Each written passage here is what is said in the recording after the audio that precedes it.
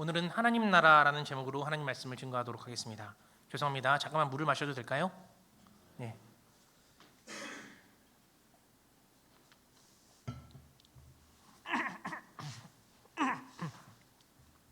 아까 물을 마시다가 사례가 좀 들려가지고 기침을 좀 여러 번 했습니다.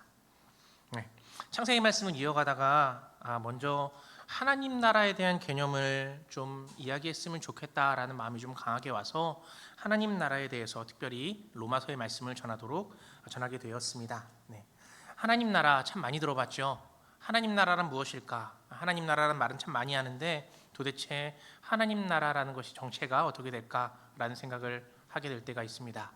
하나님 나라는요, 한자로 바꾸면 너무 쉽죠. 하늘, 천, 나라, 국. 그래서 천국이라고 이야기를 합니다. 잠깐만 다른 얘기를 한번 해볼까요? 나라에는 나라를 구성하는 세 가지 요소가 있습니다. 국민, 영토, 주권이 그렇습니다. 나라를 만들려면요, 제일 먼저 사람이 있어야겠죠. 즉 국민이 있어야 합니다. 그 다음엔 영토, 땅이 있어야 한다라는 겁니다. 그리고 그 나라를 통치하는 주권이 있어야 합니다. 그럼 그 주권을 어디에서 찾을 수 있습니까? 일반적으로요, 그 주권은요, 성문법으로 명시되어 있습니다. 즉 법이 있는 나라가 주권이 있는 나라가 되는 것이죠. 일제강점기 때는 국민은 있었습니다. 영토 또한 있었죠. 그런데 뭐가 없었어요? 네, 주권이라는 것이 없었습니다. 왜요? 그 법이 일본에게 넘어갔기 때문인 거죠. 그렇게 돼서 결국은 나라가 되지 않고 일본의 속국으로 있었던 대한민국의 역사가 있습니다. 우리에게 보통 제일 먼저 나라라고 하면은요, 지리적인 조건을 먼저 따져보게 됩니다. 무슨 말이냐면 영토를 생각하게 된다라는 거죠. 세계 지도를 여러분은 보셨을 겁니다. 많이 봤죠. 그래서 어떤 나라가 어디 붙어 있는지, 얼만큼의 영토를 가지고 있는지를 어느 정도는 알 수가 있습니다. 그렇기 때문에요, 사람들은 아마 땅을 제일 먼저 생각하는 것 같아 보입니다. 하지만 세계 지도가 확립되지 않았을 때에는 그 사람들은요, 그 땅보다는, 영토보다는 주권이라는 것에 조금 더 신경을 썼었습니다. 무슨 얘기예요? 한 나라의 왕이 어느 곳을 통치하고 있습니다. 그럼 그 통치가 어디까지 미치느냐가 그 나라의 조건이었다라는 거죠. 하나님 나라 역시 마찬가지입니다. 천국이라는 곳은요, 영토라는 개념보다는 주권이라는 개념이 사실 더 강합니다. 하나님께 영토의 크기나 넓이는 솔직히 중요하진 않죠. 이 세상, 온 우주가 하나님이 만드신 땅이기 때문이죠. 그렇기 때문에 하나님 나라의 개념은요, 하나님의 통치력이 어디까지 머무는가가 중요하다라는 겁니다. 이걸 좀 다르게 말하겠습니다. 하나님 나라는 하나님의 국민들이 하나님의 다스림과 질서를 어떻게 회복시켰느냐가 중요하다라는 겁니다. 이것이 하나님 나라 천국의 핵심입니다. 다시 한번 말씀드리겠습니다. 하나님의 백성들이 하나님의 가치관을 어떻게 실현시켰는가, 이것이 중요하다라는 겁니다. 답은 나왔죠? 실현을 시켰으면 그것이 어디가 되는 겁니까? 하나님 나라가 되는 거고, 실현을 시키지 못했으면 하나님 나라가 되지 않는 것입니다. 이해하셨습니까? 이해가 되셨네요. 감사합니다. 네. 질문이 생기죠. 그러면 하나님 나라의 가치관이라는 것이 도대체 무엇입니까? 라는 겁니다. 네. 적어도요, 그 가치관은 세상의 가치관과는 조금 다를 겁니다. 하나님 나라의 가치관은요, 낮은 자가 높은 자를 섬기는 세상과는 다릅니다. 높은 자가 낮은 자를 섬기는 일이 나타난다는 거죠. 바꿔 말하면 강한 자가 약한 자한테 섬김을 받는 것이 아니라 강한 자가 약한 자를 섬기게 되는 시스템이라는 겁니다. 부와 권력을 누리는 자가 기뻐하는 나라가 아니라 아무것도 아닌 죄인이 기뻐하는 나라, 그리고 세상의 불의와 타인의 고통을 함께 아파하는 가난하고 애통한 사람들이 복을 누리는 나라가 하나님 나라라는 겁니다. 이해가 되셨습니까? 놀랍습니다. 저는 솔직히요, 이 얘기를 처음 들었을 때 뭔 소리야? 라는 생각을 먼저 했습니다. 아마도 이분들 중에서는 말은 이해가 됐다고 하지만 뭔 소리야? 라고 생각하시는 분들이 있을 것 같습니다. 그래서요, 제가 하나님의 나라를 잘 설명하는 본문을 준비했습니다. 바로 오늘 함께 읽은 구절이 바로 그 구절인 거죠. 한 번 더 우리 한번 읽어보도록 하겠습니다. 같이 읽겠습니다. 하나님의 나라는 먹는 일과 마시는 일이 아니라 성령 안에서 누리는 의와 평화와 기쁨입니다. 제가 한번 더 읽어드릴게요. 하나님의 나라는 먹는 일과 마시는 일이 아니라 성령 안에서 누리는 의와 평화와 기쁨입니다. 하나님 나라는요, 세상에서 사는 것처럼 먹는 일, 마시는 일, 좀 바꿔서 얘기하면 잘 먹고 잘 사는 데 집중되어 있는 나라가 아니라는 겁니다. 부유해지는 데 집중되어 있는 나라가 아니라는 겁니다. 하나님의 나라는 성령 안에서 공의와 평화와 기쁨이 있는 나라라는 거죠. 이 구절을 네 가지 의미로 좀 나눠봤습니다. 첫 번째, 하나님의 나라는요, 성령 안에 있는 나라입니다. 하나님은 삼위일체로 계시죠. 성부 하나님, 성자 하나님, 성령 하나님입니다. 보통 성부 하나님의 이름을 여호와라고 말을 하죠. 그리고 성자 하나님의 이름을 예수님이라고 말을 합니다. 성령 하나님은 이름이 따로 있지 않습니다만 별명이 있죠. 보혜사, 성령님이라고 말을 합니다. 즉 성령 안에서라는 말은 삼위일체 대신 하나님 안에 있다라는 것을 뜻합니다. 조금만 바꿔 말하겠습니다. 하나님 나라는요, 하나님 안에 있습니다. 아니 뭔 당연한 소리야 라는 얘기를 할 수 있는데, 그 말은 조금 전에 말씀드렸듯이 하나님의 통치 안에 있다라는 것을 이야기한다라는 겁니다. 조금 어렵습니다. 우리가 듣기에 좋은 말로 바꾸면 이런 뜻이 됩니다. 하나님 나라는요, 하나님의 이끄심대로 살아가는 나라라는 겁니다. 그분의 주권대로 살아가는 나라, 바꿔 말하면 그분의 법대로 살아가는 나라입니다. 그분의 법은 우리가 익히 알고 있죠. 바로 육신이 되신 말씀 그 자체입니다. 그 말씀대로 살아가는 나라, 다르게 표현하면 그 법을 준수하고 말씀에 순종하는 나라가 바로 하나님 나라라는 겁니다. 다시 한번요, 성령 안에서라는 뜻은 하나님의 말씀에 순종하는 나라가 하나님의 나라라는 겁니다. 잘 생각해 보면요, 하나님의 나라는 멀리 있지 않습니다. 이 말씀을 되뇌어 보면 어려운 나라 또한 아닙니다. 하나님의 말씀에 내가 순종을 하고 있다면 그곳이 어디라고요? 하나님 나라라고요. 순종하지 않는다면 하나님의 나라가 아니라 세상 나라라는 겁니다. 애석하고 슬프지만 하나님의 말씀에 순종하는 곳이 세상이어도 그곳은 하나님의 나라가 됩니다. 교회여도 하나님의 말씀에 순종하지 않는다면 그것은 하나님의 나라가 되지 않는다라는 거겠죠. 예전에요, 제가 청년이었을 때 한 목사님께서 저에게 이런 질문을 했던 적이 있습니다. 명시경제는 대한민국을 사랑하나요? 제가 대답했습니다. 예, 사랑합니다. 그러면 대한민국을 사랑한다는 것을 명시경제는 뭐로 증명할 수 있죠? 그때 제가 이런 답을 했던 게 기억이 나요. 제가요, 대한민국의 헌법을 잘 지키려고 애를 많이 씁니다. 그때 그 목사님께서 그렇죠, 하나님의 나라 또한 똑같습니다 라는 말씀을 했던 것이 기억이 납니다. 내가 하나님의 나라를 꿈꾸고 있는가? 내가 하나님의 나라에 대한 애정이 있는가? 그 나라를 갈망하는가? 내가 하나님을 사랑하는가?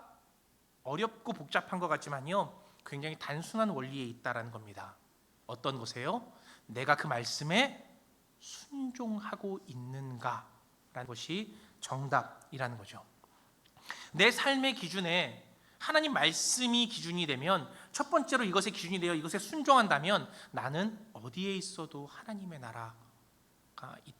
나라에 있다라는 겁니다. 즉 천국에 있다라는 거죠. 그런데 내가 아무리 거룩한 땅을 밟고 있다고 해도, 거룩한 행위를 한다고 해도 내 말씀의 기준의 첫 번째가 하나님의 나라가 하나님의 말씀이 아니고 세상의 기준처럼 돈과 명예를 쫓는다면 그곳은 하나님의 나라가 될 수 없다라는 겁니다.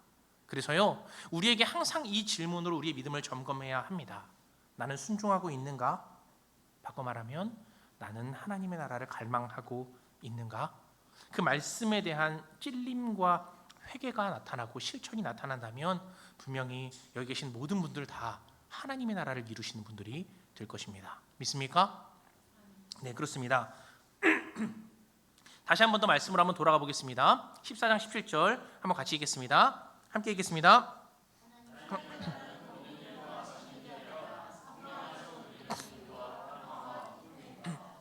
아멘. 두 번째입니다. 하나님의 나라에는 무엇이 있습니까? 성령 안에서 누리는 의라는 것이 있다라는 겁니다. 의로움이라는 것이 있다라는 거죠. 로마서가 말하는 의로움이라는 것은요, 세상에서 얘기하는 의와는 조금 다릅니다. 세상에서는 의로움 하면 정의를 먼저 생각을 하잖아요. 영어로 얘기하면 justice가 될 겁니다. justice. 그런데 성경에서 말하는 의는 그 justice가 아니라 올바름이라는 것을 이야기합니다. 영어로 굳이 얘기하자면 발음이 좋지 않지만 잘 들어주십시오. righteousness입니다. righteousness. 우리가 그거 맞아, 그거 옳다라고 했을 때 뭐라고 얘기해요? 네, that's right 또는 all right 이라고 얘기를 하잖아요. 그 right가 명사형으로 된 righteousness가 바로 의로움이라고 이야기를 합니다. 다시 한번 말씀드릴게요. 하나님의 의는 정의가 아니라 올바름이라는 것입니다. 아마도 이 비유를 말씀드리면 이해가 될 것 같습니다. 어떤 사람이 재판장에 섰습니다. 그곳에 재판을 받습니다. 그런데 아무리 봐도 그가 죄가 없습니다. 그래서 그에게 이런 판결을 내립니다. 그는 의롭습니다. 그는 올바릅니다. 라는 판결을 내립니다. 그 의로움, 올바름이 바로 성경에서 얘기하는 의라는 거죠. 이와 반대말인 불의는 정의롭지 않다가 아니라 올바르지 않다, 바꿔 말하면 죄가 있다라는 것을 뜻합니다. 여기까지도 이해가 되십니까? 감사합니다. 하나님 앞에 의라는 기준을 봤을 때 인간들은 사실 의로울 수가 없습니다. 모두가 다 죄인이라는 거죠. 그래서 로마서 3장 10절엔 이렇게 이야기합니다. 우리 찾아볼까요? 멀지 않으니까 찾아보겠습니다. 로마서 3장 10절로 한번 가보겠습니다. 갈피는 그대로 끼워두시고 로마서 3장 10절로 한번 이동해 보도록 하겠습니다.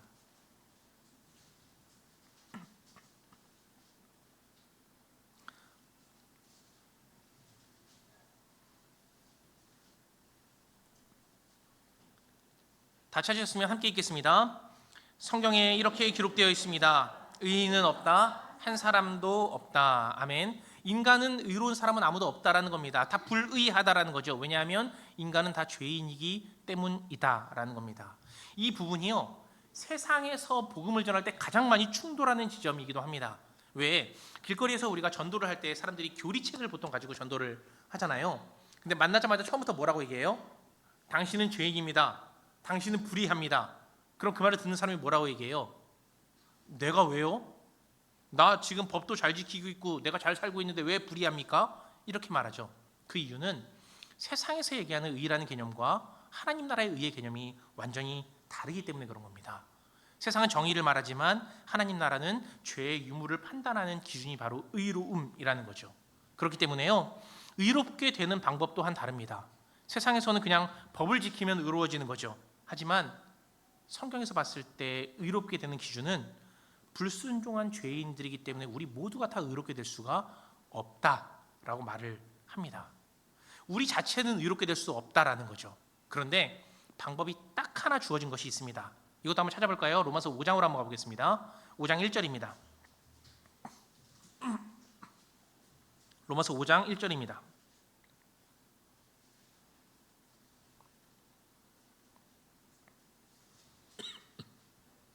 같이 읽겠습니다. 그러므로 우리는 믿음으로 의롭다 하심을 받았으므로 우리 주 예수 그리스도로 말미암아 하나님과 더불어 평화를 누리고 있습니다. 아멘. 말씀을 보면 무엇으로 의롭다 함을 받을 수 있다라고 이야기를 하죠? 믿음으로 의롭다 함을 받을 수 있다라고 합니다. 그 믿음은 어떤 믿음입니까? 우리 주 예수 그리스도로 말미암는 믿음이라는 거죠. 한 번 더 3장으로 한번 가볼까요? 3장 24절입니다.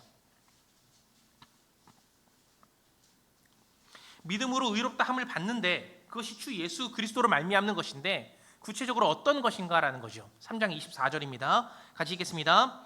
그러나 사람은 그리스도 예수 안에서 얻는 구원으로 말미암아 하나님의 은혜로 값없이 의롭다는 선고를 받습니다. 아멘. 예수님께서 나의 죄를 내 대신 지시고 십자가에 못 박혀서 돌아가셨다.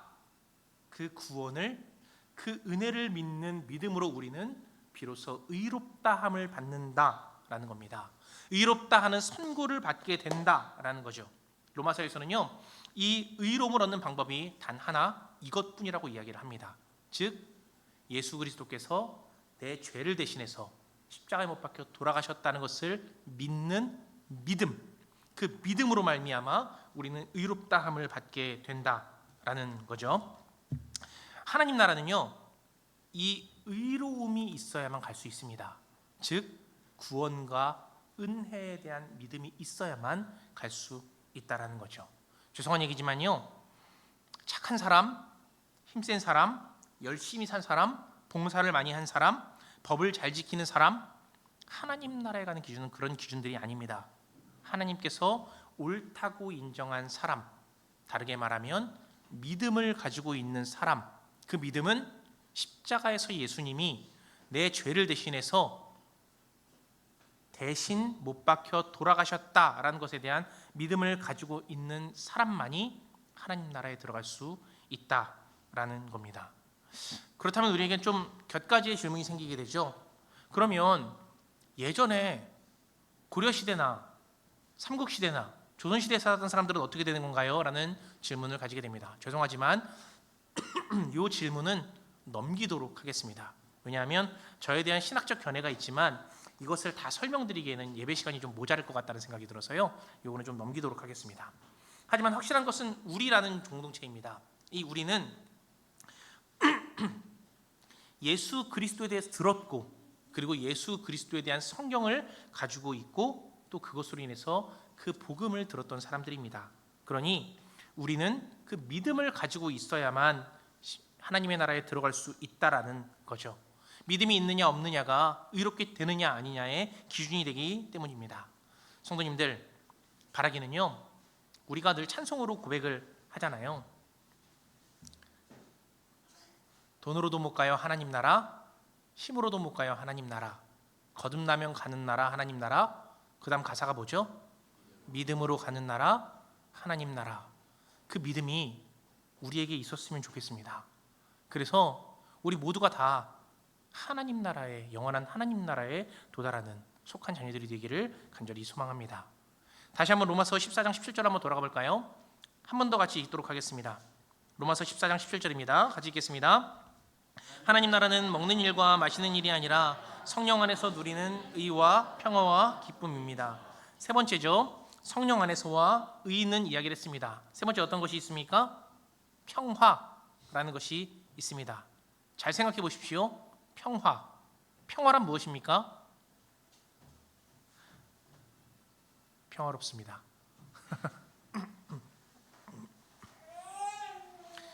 평화라는 것은요, 나 혼자서 아무 일도 안 하고 누워서 쉬는 것, 평화로운 겁니까?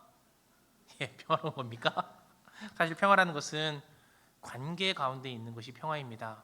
나 혼자서 평화를 누리는 것이 아니라 나와 어떤 대상 가운데 관계가 좋아야만 누릴 수 있는 것이 평화라는 것이요. 평화는 성경이 아니라 국어사전으로만 봤을 때도요, 갈등이 없는 상태라는 것을 이야기를 하더라고요. 즉 나 혼자가 아니라 어떤 대상과 갈등이 없는 상태를 이야기합니다. 하나님 나라에 존재하는 평화 역시 마찬가지입니다. 오죽하면요, 이사야서에서 주님의 나라에 대한 평화를 이렇게까지 이야기를 합니다. 이사야서 11장 6절에서 8절인데요. 같이 읽겠습니다. 그때에는 이리가 어린 양과 함께 살며 표범이 새끼 염소와 함께 누우며 송아지와 새끼 사자와 살찐 짐승이 함께 풀을 뜯고 어린아이가 그것들을 이끌고 다닌다. 암소와 곰이 서로 벗이 되며 그것들의 새끼가 함께 눕고 사자가 소처럼 풀을 먹는다. 젖 먹는 아이가 독사의 구멍 곁에서 장난하고 젖된 애가 살무사의 굴에 손을 넣는다. 아멘. 왜? 예전에 그런 찬양이 있었잖아요. 독사굴에 까먹었습니다. 네, 맞습니다. 어린이가 뛰놀고 물지 않는 뭐 그런 찬양이 있었잖아요. 그런 것처럼요, 하나님의 나라에서는 이 평화라는 개념이 조금 남다릅니다. 오죽하면은요, 자연에서 나타나는 먹이 사슬조차 그 평화를 깨지 못한다라는 것을 말하고 있다는 거죠. 그런데 지금 우리가 사는 세상은 어떻습니까? 그렇지 않죠. 먹이 사슬뿐만이 아니라요, 인간이 인간을 어떻게든 잡아먹으려는 세상 가운데서 살고 있다라는 겁니다. 물론요, 인간과 인간이 살아갈 땐 당연히 갈등이라는 것이 나타나기 마련이죠.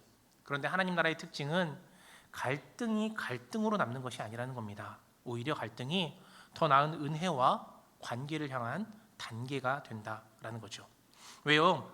어른들이 아이들을 두고 이런 말을 할 때가 있잖아요. 괜찮아, 애들은 싸우면서 크는 거야 라는 얘기를 하잖아요. 오히려 애들은 싸우면서 그 관계가 좋아진다라는 것을 의미하는 거기도 하죠. 사실 이 말이 어떻게 보면 세상 가운데 살아가는 하나님 나라에 가까운 표현이라고 볼 수 있습니다. 싸움까지는 아니지만요, 갈등 가운데서 더 나은 관계가 유지가 된다라는 거죠. 대표적으로 신약교회 때 이런 일들이 있었습니다. 신약교회에서는요, 원래 유대인들이었던 히브리인들이 있었습니다. 그리고 이방 사람들이지만 유대인으로 개종한 그런 유대인들이 있었습니다. 그때 신약교회는 리더들이 전부 다 히브리인 리더들이었습니다. 제자들 12 사도들이 전부 다 히브리인 유대인이었기 때문인 거죠. 그래서 교회 안에 있는 과부들에게 구제를 하는데 히브리인 과부들에게만 구제가 진행이 됐던 것 같습니다. 그래서 신약교회에서는 어떤 일을 벌이냐면요, 그 갈등으로 인해서 다른 리더들을 세우게 됩니다. 그 리더가 바로 일곱 집사라는 사람들이죠. 그 일곱 집사를 세울 때 놀랍게도 히브리인이 아니라 이방인 유대인들을 전원 다 세우게 됩니다. 그렇게 하면서 교회는 아주 현명하고 지혜롭게 그 갈등들 가운데 균형을 맞춰가고 새롭게 관계를 세워나갔다라는 거죠. 그런 평화가 있는 곳이 바로 하나님의 나라라는 겁니다. 이제 우리들의 삶을 좀 고민해 봐야겠죠. 내가 지금 있는 곳은 나로 인해서 화목하게 되고 있습니까? 아니면 싸움이 많이 일어나고 있습니까? 내가 불만을 나타내는 것이 관계 회복과 더 좋은 나라를 위한 도구로 쓰여지고 있습니까? 아니면 불만과 분열을 일으키는 데 머물고 있습니까? 내가 있는 곳이 더 평화로워집니까? 아니면 미움과 다툼이 지속되고 있습니까? 이 질문들이요, 내가 사는 그 모습이 하나님의 나라와 관련이 되어 있는가 아닌가를 가늠할 수 있게 해줄 겁니다. 바라기는 우리 모두가 다 하나님의 평화를 누리기를 소망합니다. 그래서 하나님의 나라 가운데에서 화목히 되는 역사가 일어나기를 예수님의 이름으로 축원합니다. 마지막 네 번째죠. 우리 다시 본문을 보도록 하겠습니다. 로마서 14장 17절입니다. 한 번 더 읽겠습니다. 하나님의 나라는 먹는 일과 마시는 일이 아니라 성령 안에서 누리는 의와 평화와 기쁨입니다. 세 가지 말씀을 드렸습니다. 첫 번째요, 성령 안에서, 즉 순종이 나타난다는 겁니다. 두 번째는요, 의가 나타나는 거겠죠. 의라는 것은 하나님의 구속을 믿는 믿음입니다. 세 번째는요, 평화가 나타나는 겁니다. 마지막 무엇입니까? 기쁨이 있다라는 겁니다. 사실이요, 이 기쁨이란 말은 굳이 표현하지 않아도 다 알 것입니다. 즐거움, 환희 같은 것들이죠. 저는 이것이요, 그 교회가, 교회 공동체가 하나님 나라에 속해 있는지 그렇지 않은지에 대한 가장 중요한 척도라고 생각을 합니다. 교회들 모이긴 합니다. 그런데 무엇이 없어요? 즐거움이 없습니다. 짐만 있습니다. 무겁기만 합니다. 만나면 전혀 기쁘지 않습니다. 하지만 뭐 때문에 다니는 거예요? 의무감 때문에 교회에 다니게 됩니다. 억지로 교회를 다니고 있습니다. 꼴도 보기 싫은 사람들, 그 사람들을 만나며 살아가고 있습니다.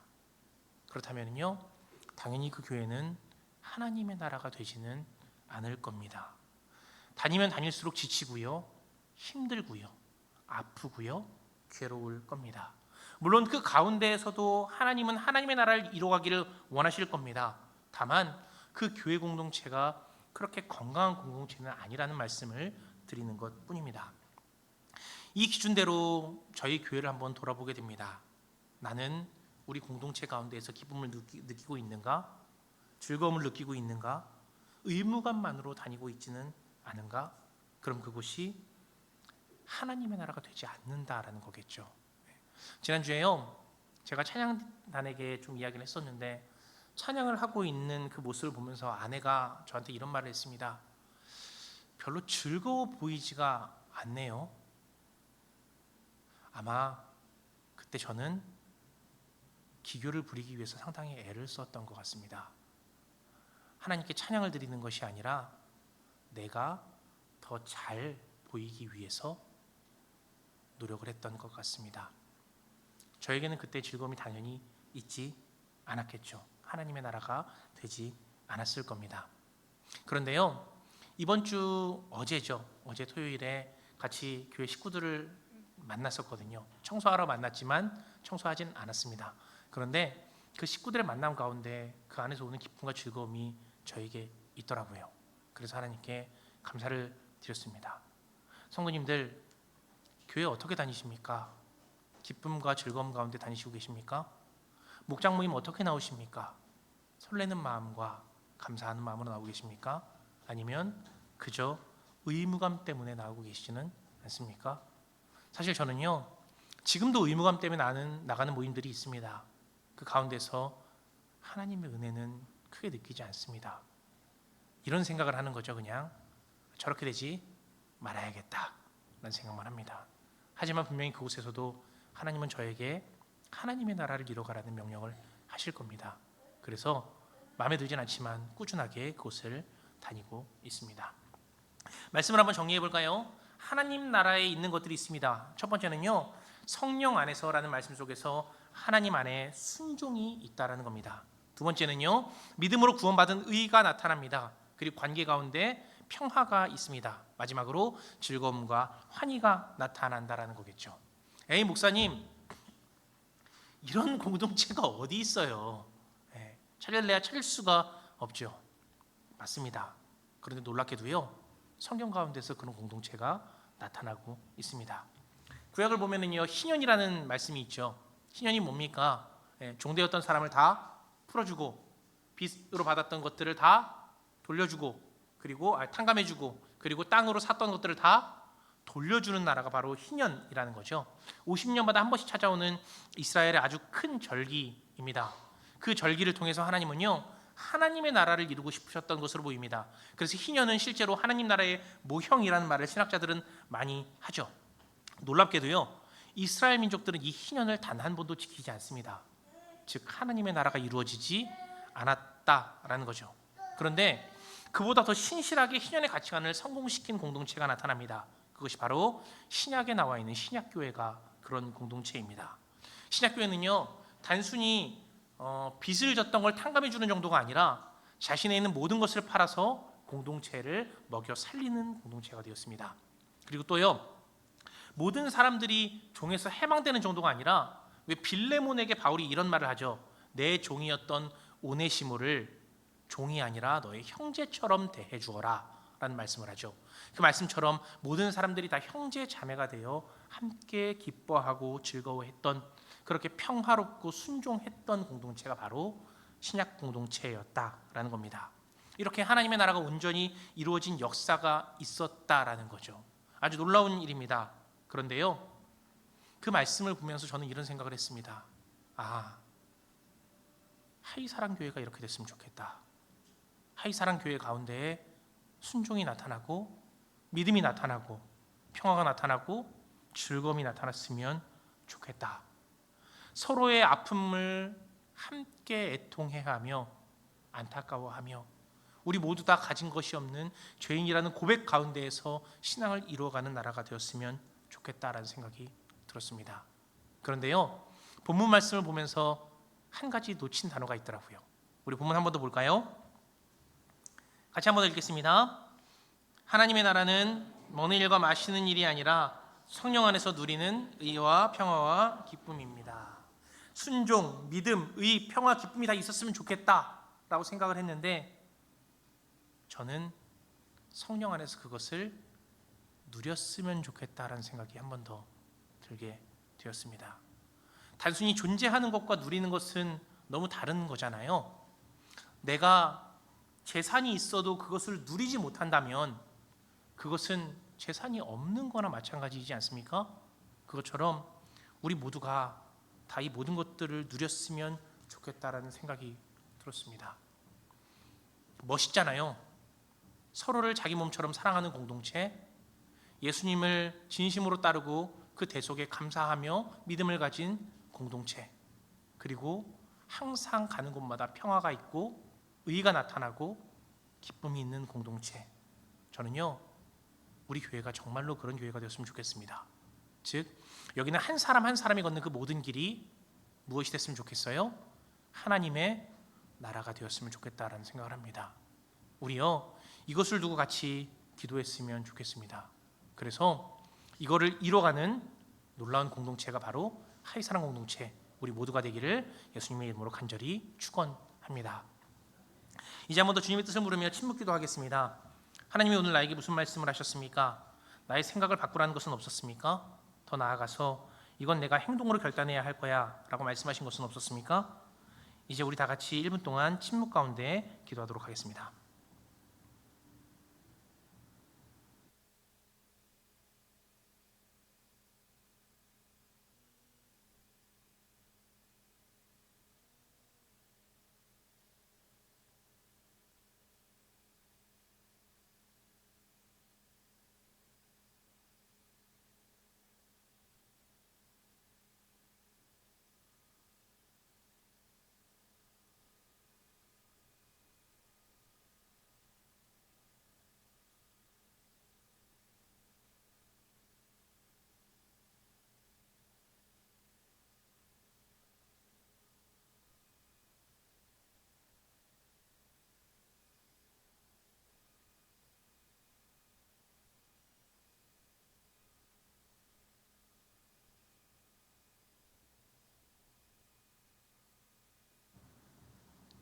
하나님, 하나님의 나라는 도대체 어떤 곳입니까? 아직 경험해보지 못한 사람들이 꽤 있을 것 같습니다. 저 또한 그렇습니다. 온전한 하나님의 나라를 이루어가기를 간절히 소망합니다. 성령 안에서 누리는 의와 평화와 기쁨이 우리 가운데 가득하기를 기도합니다. 우리가 그 나라의 백성이 되어서 이 모든 것들을 누릴 수 있도록 우리를 인도하여 주시옵소서. 우리를 도와 주시옵소서. 세상의 나라의 국민이 아닌 꼭 그 나라의 국민이 되기를 간절히 소망하오니 우리 가운데 그 나라를 이루어 주시옵소서. 예수님의 이름으로 기도드립니다. 아멘. 이제 모두 자리에서 일어나셔서 함께 찬양하시면서 오늘 말씀을 들으시고 새롭게